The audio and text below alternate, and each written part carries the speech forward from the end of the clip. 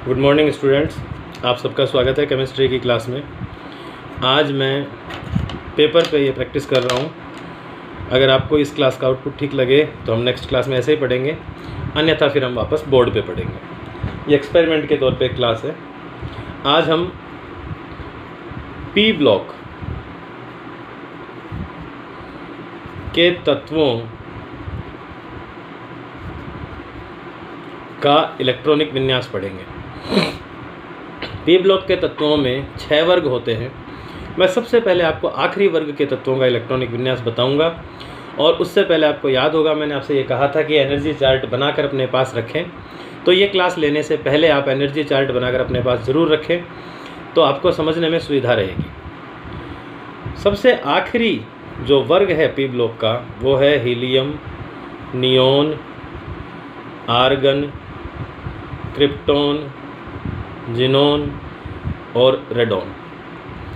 और इनका जो परमाणु क्रमांक है वो है 2, 10, 18, 36, 54, 86।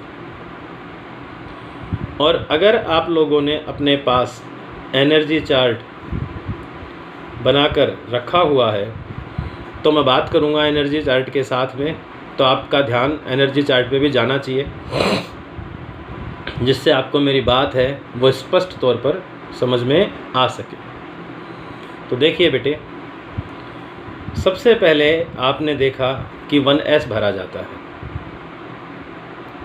सबसे पहले क्या भरा जाता है? 1s भरा जाता है, और 1s के अंदर अधिकतम 2 इलेक्ट्रॉन आ सकते हैं। 1s के अंदर अधिकतम 2 इलेक्ट्रॉन आ सकते हैं, और हीलियम में कुल इलेक्ट्रॉनों की संख्या 2 है, इसलिए 1s में ये 2 इलेक्ट्रॉन आ जाएंगे और इसका इलेक्ट्रॉनिक विन्यास हो जाएगा 1s2। अपने एनर्जी चार्ट में देखना, दूसरा तत्व नियोन है। नियोन के अंदर सबसे पहले हम 1s भरेंगे। नियोन में भी 10 इलेक्ट्रॉन है, परमाणु क्रमांक 10 है नियोन का, तो इसके 1s में 2 इलेक्ट्रॉन आ जाएंगे, क्योंकि मैंने आपको बताया था किसी भी s में 2 से ज़्यादा इलेक्ट्रॉन नहीं आते, p में 6 से ज़्यादा नहीं आते, d में 10 से ज़्यादा नहीं आते, और f में 14 से ज़्यादा नहीं आते। तो हमने इसका 1s भर दिया, जिसमें इलेक्ट्रॉन आ गए 2। अब आप अपने एनर्जी चार्ट में देख पाओगे कि 1s के बाद में भरा जाता है 2s। अब 2s है तो s कोई भी हो, उसमें अधिकतम कितने इलेक्ट्रॉन आ सकते हैं? 2। तो हमने इसमें भर दिया 2। 2s के बाद में भरा जाता है p। कौन सा? दूसरी कोष का p, यानी 2p। p में अधिकतम 6 इलेक्ट्रॉन आते हैं। नियोन के पास में 10 इलेक्ट्रॉन है, इसका इलेक्ट्रॉनिक विन्यास हो गया 1s2, 2s2। 4 इलेक्ट्रॉन तो भरे गए, इलेक्ट्रॉन बचे 6 10 में से, तो वो यहाँ भर दो, p में आते भी अधिकतम 6 ही है, तो इसका इलेक्ट्रॉनिक विन्यास हो गया 1s2, 2s2, 2p6। अब आप फोकस करो आर्गन की। तो आर्गन में 18 इलेक्ट्रॉन है, तो 10 इलेक्ट्रॉन तो इसी व्यवस्था से भरे जाएंगे। तो यहाँ तक तो मैं ऐसे ही लिख दूँ 1s2, 2s2, 2p6। अब आप अपने एनर्जी चार्ट में देखोगे कि 2p के बाद में भरा जाता है 3s। इसमें 18 इलेक्ट्रॉन है, और 18 में से 10 इलेक्ट्रॉन हमने भर दिए। अब 3s के अंदर इलेक्ट्रॉन जाएंगे 2, क्योंकि s कोई सा भी हो, अधिकतम इलेक्ट्रॉन कितने जाते हैं? 2। 3s के बाद में भरा जाता है 3p। आप देखोगे चार्ट के अंदर ये यहाँ तक 12 इलेक्ट्रॉन हो गए। अब 3p के अंदर इलेक्ट्रॉन जाएंगे 6, और 18 हो जाएंगे पूरे। तो आर्गन का इलेक्ट्रॉनिक विन्यास है 1s2, 2s2, 2p6, 3s2, 3p6। अगला आता है क्रिप्टॉन, जिसके अंदर परमाणु क्रमांक है 36। अब आप देखो इसके अंदर टोटल 18 इलेक्ट्रॉन तो वैसे ही भरे जाएंगे जैसे आर्गन में थे। तो ये हो गया 1s2, 2s2, 2p6, 3s2, 3p6। अब आप एक चीज़ देखो कि एनर्जी चार्ट में आप देखोगे कि 3p के बाद में 4s में इलेक्ट्रॉन भरे गए, और 4s के बाद में इलेक्ट्रॉन भरे गए 3d में। आपने ये चीज़ महसूस की होगी। 18 इलेक्ट्रॉन यहाँ तक भरने के बाद आप 3d लिखेंगे, उसे खाली छोड़ देंगे। अब 36 इलेक्ट्रॉन हैं, तो 36 इलेक्ट्रॉन है तो 2, 18 तो पहले थे और 2 यहाँ भर गए, तो ये हो गए टोटल 20। अब 20 के बाद में हम इलेक्ट्रॉन भरेंगे 3D में, क्योंकि 4s के बाद भरा जाता है 3D। D में अधिकतम 10 इलेक्ट्रॉन आ सकते हैं। अगर मैं इसमें 10 इलेक्ट्रॉन भर दूं तो भी अभी तक हमने कुल 30 ही इलेक्ट्रॉन भरे हैं। 1s में 2, 2s में 2, 2p में 6, 3s में 2, 3p में 6, ये 18 हो गए। फिर 4s में 2, 20 हो गए, और 3D में 10, 30 हो गए। इलेक्ट्रॉन है 36। चार्ट में आप देखोगे कि 3D के बाद में भरा जाता है 4p, और 4p में जैसे ही आप 6 इलेक्ट्रॉन भर दोगे वैसे ही आपका इलेक्ट्रॉनिक विन्यास यहाँ तक पूरा हो जाएगा। अब इससे आगे के तत्वों के इलेक्ट्रॉनिक विन्यास बताने से पहले मैं एक बार यहीं तक एक बात करना चाहता हूँ, आप उसको थोड़ा ध्यान से देखेंगे। आप फोकस करो नियोन से जस्ट पहले वाली गैस हीलियम कर। हीलियम का ये इलेक्ट्रॉनिक विन्यास और नियोन का यहाँ तक का इलेक्ट्रॉनिक विन्यास एक जैसा है, तो मैं नियोन का इलेक्ट्रॉनिक विन्यास इस तरीके से क्या लिख सकता था? नियोन का इलेक्ट्रॉनिक विन्यास लिखा जा सकता था हीलियम तक हीलियम जैसा, उसके आगे जो बच गया 2s2 2p6 वो अलग से लिख देंगे 2s2 2p6। ये इलेक्ट्रॉनिक विन्यास लिखने का आसान तरीका है, जिससे मैंने आपको कल s ब्लॉक के तत्वों का इलेक्ट्रॉनिक विन्यास बताया था। ऐसे ही अगर आप फोकस करो तो नियोन का इलेक्ट्रॉनिक विन्यास 1s2 2s2 2p6 आर्गन के इतने इलेक्ट्रॉनिक विन्यास जैसा है कि नहीं है? तो हम बार बार इतना बड़ा क्यों लिखें? इससे पहले कि नोबल गैस काम में ले लें। तो इससे पहले कि नोबल गैस काम में लेंगे तो हम जब आर्गन का इलेक्ट्रॉनिक विन्यास लिखेंगे तो हम क्या लिखेंगे? तो हम कहेंगे कि भाई जितना आर्गन जैसा है उतना तो वही लिख दो। तो जितना आर्गन जैसा है उतना हम वो लिखें, तो यहाँ आर्गन तक नियोन तक नियोन जैसा। उसके बाद में आर्गन में एक्स्ट्रा क्या है? तो ये है 3s2 3p6। अब मेरे अभिप्राय को आप समझ गए होंगे कि इस तरीके से इलेक्ट्रॉनिक विन्यास लिखा जा सकता है। ऐसे ही अगर मैं इसकी बात करूं क्रिप्टॉन की, तो आर्गन का ये जो इलेक्ट्रॉनिक विन्यास है पूरा, इसका और क्रिप्टॉन का यहाँ तक का इलेक्ट्रॉनिक विन्यास एक जैसा है। तो मैं इतने विन्यास की जगह पे लिख सकता हूँ आर्गन तक आर्गन जैसा। आगे आता है 3d10 4s2 4p6। I think इतना आप समझ गए। अब इसके बाद हम बात कर लेते हैं एक बार जिनोन के इलेक्ट्रॉनिक विन्यास की। तो जब जिनोन का इलेक्ट्रॉनिक विन्यास लिखा जाता है तो बेटे 36 इलेक्ट्रॉनों का विन्यास तो ऐसा ही लिखा जाएगा। तो मैं इसको ऐसा कैसा लिख दूं? 1s2 2s2 2p6 3s2 3p6 3d10 4s2 4p6। अब आप अपने एनर्जी चार्ट में देखोगे तो 4p के बाद 5s भरा जाता है, 4p के बाद 4d होता है लेकिन खाली पड़ा होता है। अब आप देखो 5s भरा जाता है तो हम 5s में 2 इलेक्ट्रॉन भर दें। पहले इलेक्ट्रॉन 36 भरे हैं हमने यहाँ तक, 36 के बाद मैंने 2 इलेक्ट्रॉन और भर दिए तो ये इलेक्ट्रॉन हो गए 38। इसके बाद 4d भरा जाता है 10, 38 और 10 होते हैं बेटा 48। 48 ये हो गए। 4d के बाद में भरा जाता है 5p, 48 और 6 54 होते हैं। इसमें मैंने जैसे ही 6 इलेक्ट्रॉन भरे जिनोन का इलेक्ट्रॉनिक विन्यास पूरा हो गया। इस पर भी आप विचार करो तो ध्यान से देख पाओगे कि यहाँ तक का इलेक्ट्रॉनिक विन्यास तो सेम है, कोई फेरबदल नहीं है। आगे का इलेक्ट्रॉनिक विन्यास क्या है? तो आप ये कहेंगे कि सर क्रिप्टॉन तक सेम टू सेम है, हमने कोई चेंज नहीं देखा। क्रिप्टॉन के बाद में चेंज है और वो है 4D10 5s2 5p6।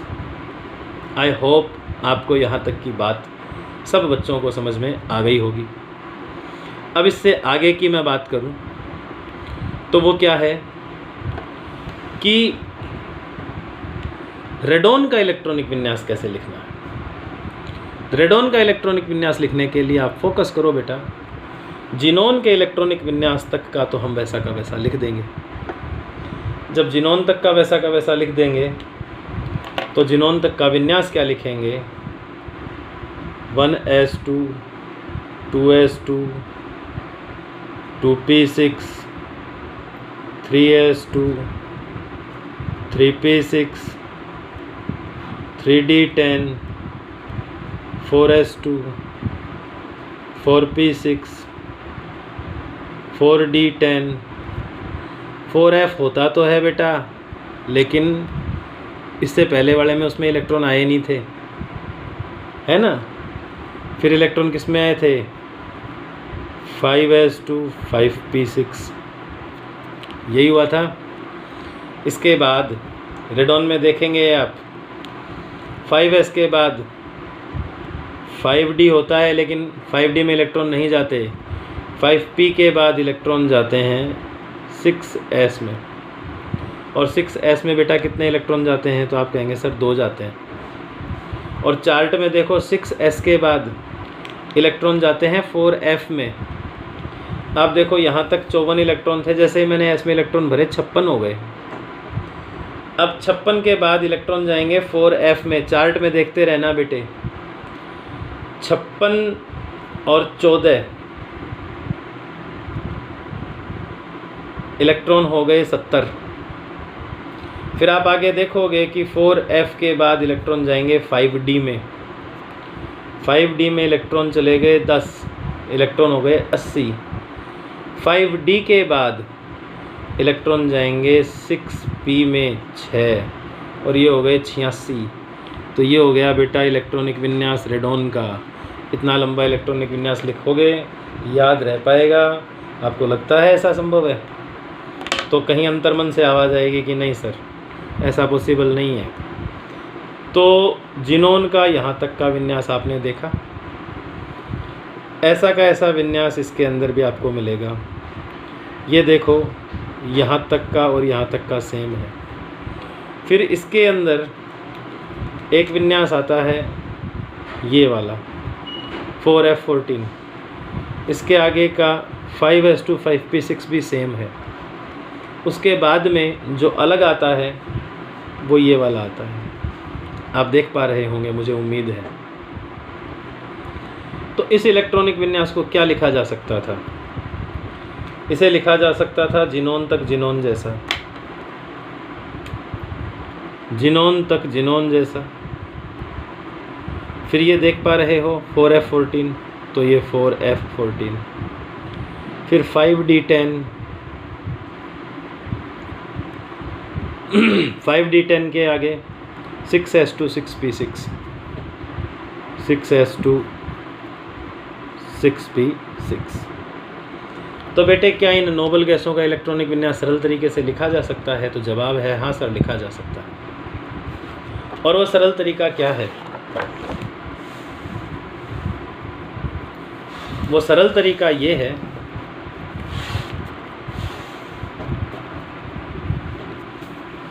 कि helium, neon, argon, krypton, xenon, radon 2, 10, 18, 36, 54, 86।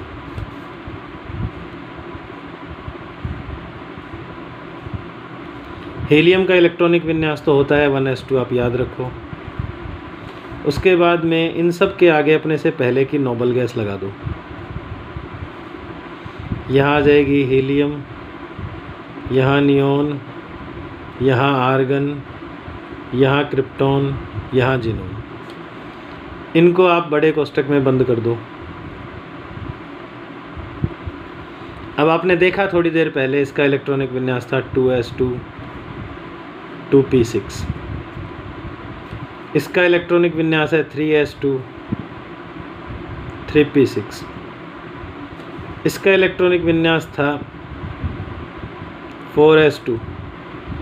4s के बाद और 4p से पहले 3d भरा जाता है, 3d10 4s2 4p6। इसका था 4d10 5s2 5p6। ऐसा क्यों हुआ? 5s के बाद और 5p से पहले 4d भरा जाता है। इसका इलेक्ट्रॉनिक विन्यास था 4f14 5d10 6s2 6p6। ऐसा इसलिए था क्योंकि एनर्जी चार्ट से ज्ञात है कि 6s के बाद और 6p से पहले 4f और 5d भरा जाता है। तो बेटे आप ये देखोगे, ध्यान से देखने पर आप पाओगे कि इस वर्ग में एक हीलियम को छोड़ दो तो बाकी सभी तत्वों का सामान्य इलेक्ट्रॉनिक विन्यास, यानी सबसे बाहर वाली कोष का इलेक्ट्रॉनिक विन्यास होता है ns2 np6, 2s2 2p6, 3s2 3p6, 4s2 4p6, 5s2 5p6 और 6s2 6p6। तो आज की क्लास में हमने ये सीखा कि नोबल गैस के तत्वों का इलेक्ट्रॉनिक विन्यास कैसे लिखा जाता है। इसकी आप प्रैक्टिस करेंगे, एनर्जी चार्ट को याद करेंगे, फिर इसका डिटेल में इलेक्ट्रॉनिक विन्यास अपनी समझ से लिखेंगे और अपनी समझ से डिटेल में लिखने के बाद आप इस इलेक्ट्रॉनिक विन्यास से उसकी तुलना करेंगे और तुलना करके देखेंगे कि हमने क्या सीखा। तो बेटे छठे पी ब्लॉक के सबसे लास्ट वाले वर्ग का इलेक्ट्रॉनिक विन्यास मैंने आपको बताया। अब पी ब्लॉक में कुल 6 वर्ग होते हैं, 5 शेष रह गए। इन 5 का इलेक्ट्रॉनिक विन्यास हम लास्ट क्लास में करेंगे। लेकिन इससे पहले कि हम लास्ट क्लास में इलेक्ट्रॉनिक विन्यास करें, आप उससे पहले की क्लास में जो इलेक्ट्रॉनिक विन्यास मैंने समझाए हैं इनकी प्रैक्टिस कर लें, अन्यथा ये आपके लिए मुश्किल होगा। और अगर प्रैक्टिस कर लोगे तो ये आपके लिए बहुत से बहुत ईजी होता चला जाएगा। आज की क्लास में इतना ही। मैं पंकज शर्मा नेक्स्ट क्लास में आपका फिर से स्वागत करूंगा। आज की क्लास लेने के लिए धन्यवाद। टेक केयर, मिलते हैं नेक्स्ट क्लास में। बाय।